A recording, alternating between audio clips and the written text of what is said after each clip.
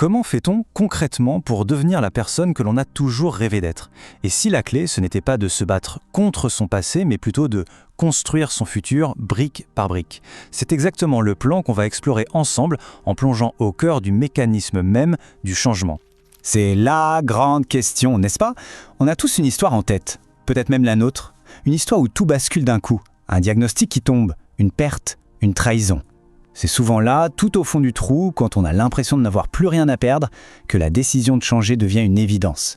Mais au fond, pourquoi? Pourquoi attendre que la vie nous mette KO pour enfin se relever? Eh bien, la réponse se cache peut-être derrière ce chiffre. 95%. C'est énorme. À 35 ans, 95% de qui l'on est, c'est devenu un programme subconscient qui tourne en boucle. Nos pensées, nos émotions, nos gestes, tout ça, c'est du pilote automatique. Pensez-y, on se lève du même côté du lit, on prend le même chemin pour aller au travail, on se plaint des mêmes tracas.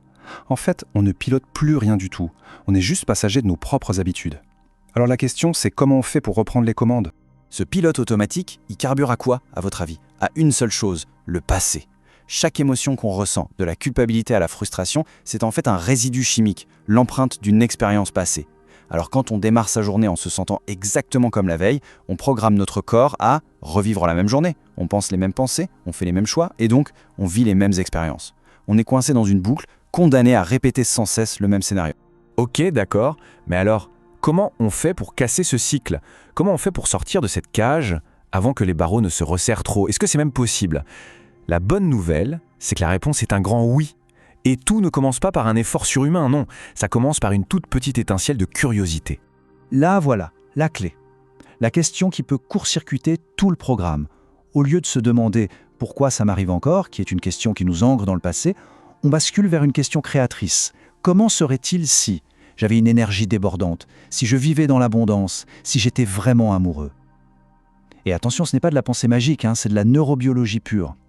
Cette question, elle allume le lobe frontal de notre cerveau, son grand patron, le centre de la création.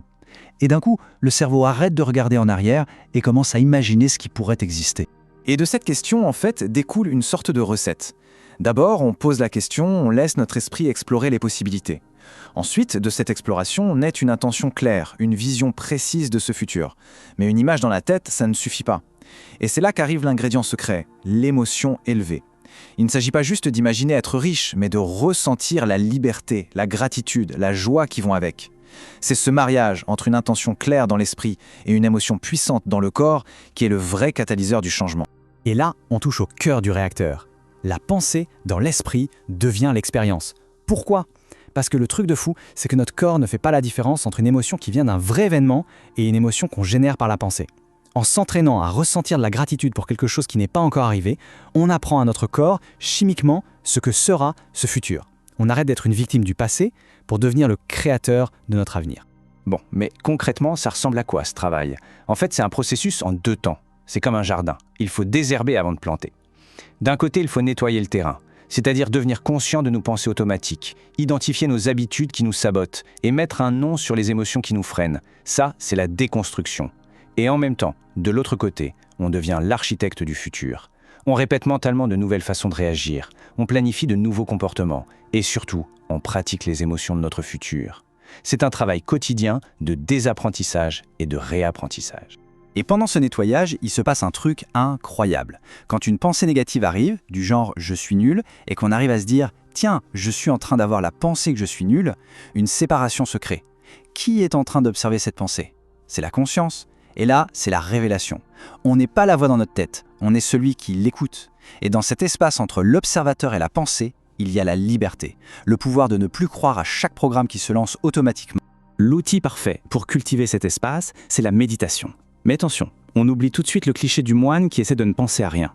Le vrai sens du mot « méditer », c'est devenir familier avec. C'est tout. C'est le simple fait de s'asseoir et de faire connaissance avec son propre système d'exploitation interne. C'est comme allumer la lumière dans la cave de son subconscient pour enfin voir ce qui s'y trame, pour rendre l'inconscient conscient. Et pour que ce travail interne fonctionne vraiment, il y a une condition. Il faut que notre monde intérieur devienne plus réel que le monde extérieur. Comment on fait ça? En se débranchant. On ferme les yeux pour couper le visuel. On reste immobile pour mettre le corps en pause. On se concentre sur l'instant présent pour échapper à la fois au regret du passé et à l'anxiété du futur. Et c'est dans ce silence, dans ce vide, qu'on a enfin l'espace pour redessiner les plans de notre esprit. Si on ne fait rien, notre cerveau est tout simplement un disque dur. Un magnifique disque dur qui archive notre passé. Chaque connexion neuronale est la trace d'une expérience, d'une réaction. Et si on le laisse faire, il se contente de rejouer les mêmes vieux morceaux en boucle, indéfiniment. Mais ce disque dur, on peut aussi s'en servir pour installer de nouveaux logiciels. Et c'est là que la répétition mentale entre en jeu. En s'imaginant encore et encore être cette nouvelle personne, on force le cerveau à créer de nouvelles connexions, de nouvelles autoroutes neuronales. Et comme il ne fait pas la différence entre ce qui est imaginé et ce qui est réel, il installe le câblage comme si l'expérience avait déjà eu lieu. Le cerveau passe d'un simple enregistrement du passé à une carte détaillée vers le futur. C'est exactement ça. Le matériel, le hardware, c'est-à-dire nos circuits neuronaux, devient un programme logiciel. À force de répéter mentalement, les circuits qu'on a créés se renforcent jusqu'à devenir automatiques. La confiance, la patience, la joie, ce qui demandait un effort conscient, devient une seconde nature. C'est un nouveau programme qui se lance tout seul. Le pilote automatique a été reprogrammé. Et puis un jour, ça arrive. Le fameux moment où le corps, qui était habitué, voire dépendant de ces doses de stress ou de frustration, finit par lâcher prise. C'est un instant de capitulation, où l'esprit et le corps s'alignent enfin sur cette nouvelle vision. Et ce n'est pas juste une idée, c'est une sensation profondément physique, une libération d'énergie, une véritable mise à niveau biologique. Le corps a enfin rattrapé la vision de l'esprit. Le résultat de cette mise à niveau, c'est la naissance d'une nouvelle personnalité. Et attention, pas une version améliorée de l'ancienne, non, quelqu'un de fondamentalement différent. Et si l'anxiété ou la maladie appartenaient à l'environnement chimique et neuronal de l'ancienne personne, alors elles ne peuvent tout simplement plus exister dans la nouvelle. C'est comme essayer de faire pousser un cactus dans une forêt tropicale. L'environnement a changé, le problème n'a plus de terrain pour survivre. Et ça nous laisse avec une pensée finale assez vertigineuse. Et si la solution à nos plus grands problèmes n'était pas de les combattre, mais simplement de les rendre obsolètes? Si la maladie, le manque ou la peur ne sont que les symptômes d'une ancienne personnalité, alors la vraie question n'est plus comment je me débarrasse de ça, mais plutôt qui est la personne que je dois devenir pour qui ce problème n'a même plus sa place. Le focus change complètement. On arrête de regarder ce qu'on veut fuir et on se concentre sur l'incroyable personne qu'on est en train de construire.